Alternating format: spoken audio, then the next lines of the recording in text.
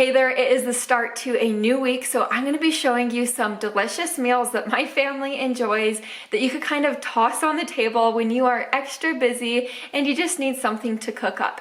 But anyways, I hope you enjoy this video and let's go get to my kitchen and let's get to cooking.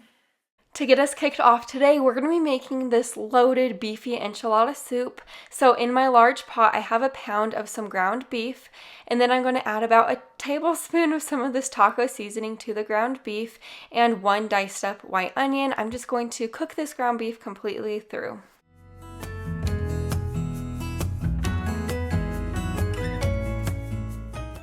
Now that my ground beef is through cooking, I'm just adding my 1 cup of frozen corn in, a small can of green chilies. These green chilies are going to add a ton of great flavor. 1 can of drained and rinsed black beans, 10 ounces of some red enchilada sauce. Use any type of red enchilada sauce you like. A can of some diced tomatoes and 3.5 cups of some beef broth. I'm going to stir this all together and cover it and let it simmer for about 15 minutes. Now that my soup has finished simmering and it has thickened up a little bit, I'm going to be adding 1 fresh lime in. That's going to give it some extra flavor. You could also add in some cilantro and that will also give it extra flavor. I gave it a stir and then this is my bowl of soup. I topped mine with some extra lime, tortilla chips, cheese, sour cream, and avocado. This enchilada soup is so good. Even my little daughter loved it. I haven't made pork chops in what it feels is the longest time, so now we're making one of my all-time favorite pork chop recipes. I'm going to begin by seasoning my pound of pork chops with salt and pepper on each side. My pork chops were extra thick. That's all that was at my grocery store, and I didn't feel like slicing them in half to make them thinner, but I do suggest using thinner pork chops if you make this recipe. Now we're going to begin on the honey sauce. In this bowl, I'm adding 2.5 tablespoons of honey, 2 tablespoons of warm water, 1/4 teaspoon of salt, 1/2 teaspoon of some apple cider vinegar, and just a dash of some crushed red pepper flakes. You could also add in some cayenne pepper if you want it spicy. Give this a good stir and then set it to the side. Over to my pan, I'm going to drizzle about a tablespoon of some olive oil in there with a tablespoon of butter. I'm going to let that get hot. Once it is hot and melted, I'm going to add my pork chops in, and you're going to cook them for a few minutes on each side. Since mine were mega thick, just really big pork chops, they did take me a little bit longer to cook. But now that they are thoroughly cooked through, I'm adding my 2 teaspoons of garlic in, and I'm going to let this garlic get fragrant. Now you'll want to add in the honey sauce that we made up with a couple tablespoons of some fresh parsley. If you don't have fresh parsley on hand, don't bother with that step, but just stir this around and let it simmer until the sauce thickens. Here's the finished product. These pork chops are spot on delicious, and that honey garlic sauce is amazing. I served it with some of this couscous. I also drizzled some of that honey garlic sauce on the couscous. This meal is really good. Now we're making this tomato, tortellini, and sausage dish, and oh my, it's probably one of my all-time favorite pasta dishes. So in my pan right here, I drizzled it with 1/2 tablespoon of olive oil, and then I'm adding 1/2 pound of some sausage. I'm just going to cook this sausage completely through.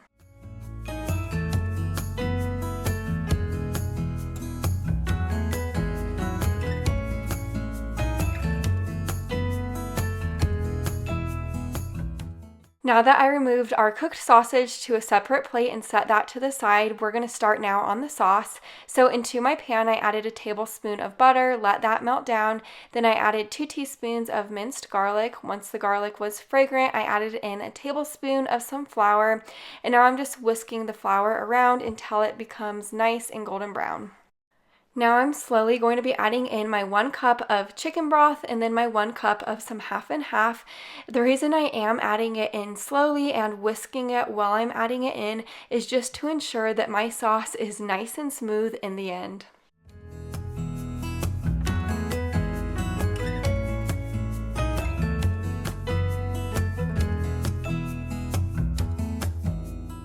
I brought this sauce up to a boil and then I dropped it down to a simmer. This is going to help thicken it up. So now I'm going to be adding in my half a cup of some Parmesan cheese and then a heaping tablespoon of some cream cheese. And then you're just going to whisk this all together and let that cream cheese melt down.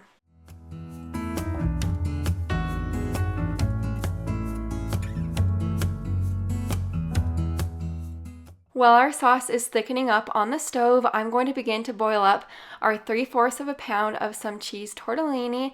After that is finished boiling and the tortellini is cooked, I just drained it and now I'm adding it into the sauce. Also add in your 1 cup of cherry tomatoes that are sliced in half, 1/3 cup of some fresh chopped up basil. If you don't have freshly chopped up basil on hand, you could definitely skip that part, but it does make it taste really good. So now I'm going to be adding in our cooked up sausage and give this a really good stir, let the sausage warm through, and then it is ready to serve. Here's my plate of food. If you know me, you know how much I absolutely love creamy pasta dishes, so this was a total hit for me and my family. I served this with a big side salad. In my salad, I just have some spinach, romaine, feta cheese, broccoli, some cherry tomatoes that are orange, also have some carrots, and sliced avocado. I just love throwing whatever I have in my fridge to make a salad. Now we're making this Parmesan crusted chicken. This recipe is so easy and this chicken's phenomenal. I have 2 chicken breasts right here. I sliced in half horizontally so they appear as 4 chicken breasts total. So now we're going to begin to work on the egg wash. All the egg wash is 1 egg and a tablespoon of some water whisked together.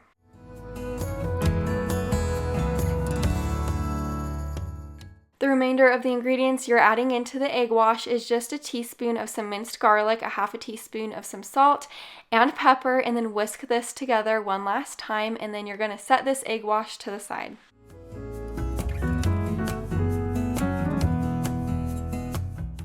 This Parmesan mixture truly can't get any easier. All I'm adding into this bowl is 1.5 cups of some Parmesan cheese. Now to coat the chicken, I'm just first dipping it into the egg wash, and then I'm going to bring it over to the Parmesan cheese and thoroughly coat it in the Parmesan cheese. You do want to make sure you get a lot of Parmesan cheese on there, and then I'm just putting it on a separate plate.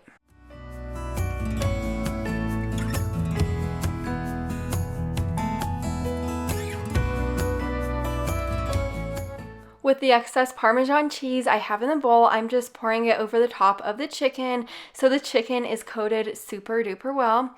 Now over to my pan, I have a tablespoon of hot olive oil in there and a tablespoon of butter. I'm just adding my chicken in. You're going to cook this chicken for about 3 to 5 minutes on each side. That's how long it took for me. I only flipped it once while it was cooking so the Parmesan cheese crusting stayed on.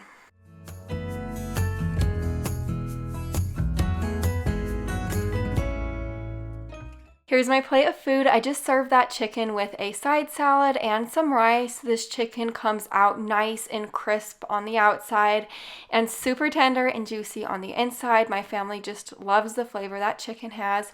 And then I just served it with some of this rice. Very simple and easy meal to throw together. I'm definitely ready for warmer weather and all of the food that comes along with it. So I'm going to show you how to make these really easy baked potatoes. First, I have a 9x13 baking dish lined with some aluminum foil, and I have about 5 medium-sized baked potatoes. You could use more or less baked potatoes, just depending on how they fit in your pan. I'm just drizzling them with some olive oil and sprinkling them with some garlic salt, and that's seriously it. I'm going to put these in a preheated oven to 400 degrees for about 45 minutes to an hour, just depending on when your potatoes are fork tender.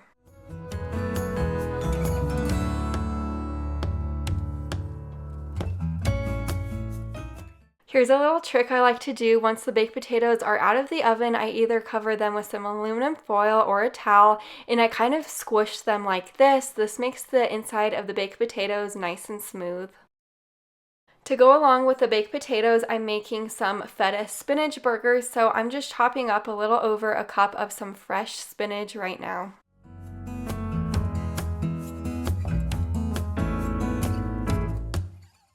In this large bowl, I'm just adding my 1 pound of some ground turkey in.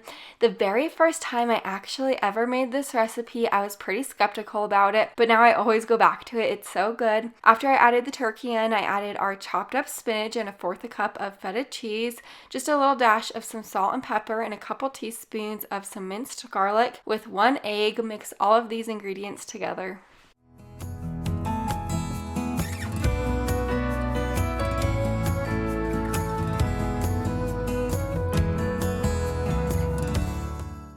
Now I'm forming these into burgers. I made about 5 burgers total. You could kind of make them however small or however big you want. And then we just threw these on our barbecue grill and grilled them.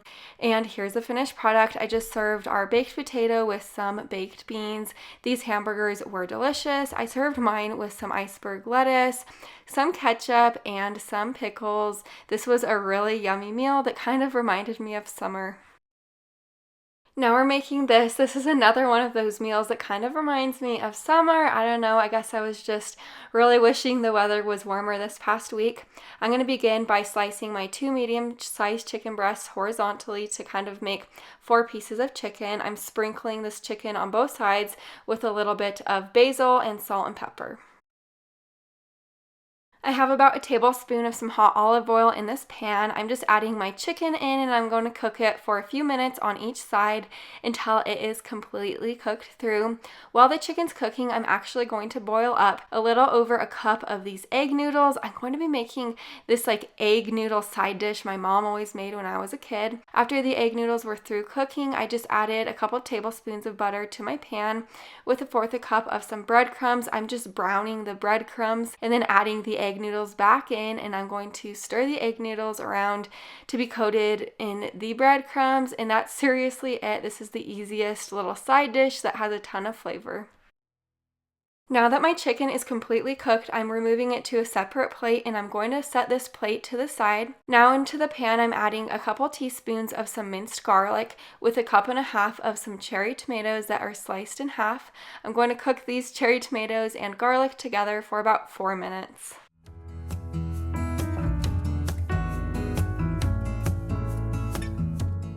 The last few things you're going to do is add 1/4 cup of some fresh basil in, add back in the chicken, and then cover the chicken with some thick sliced fresh mozzarella cheese.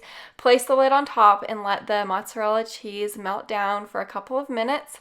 And then you're going to pour your balsamic glaze on top. If you've never tried balsamic glaze before, it is seriously amazing. Or you could just pour some regular balsamic vinegar on top, just whatever your preference is.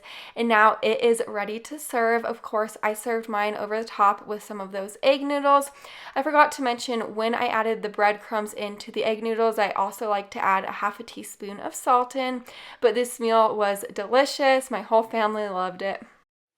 And that is a wrap of this video today. I hope you enjoyed it. And as always, if you make any of the recipes on my channel ever, make sure you tag me so I could see how you made them and how they look. I always love seeing all of you guys' pictures on Instagram. Anyways, I hope you're doing well and I will see you in my next video. Bye for now.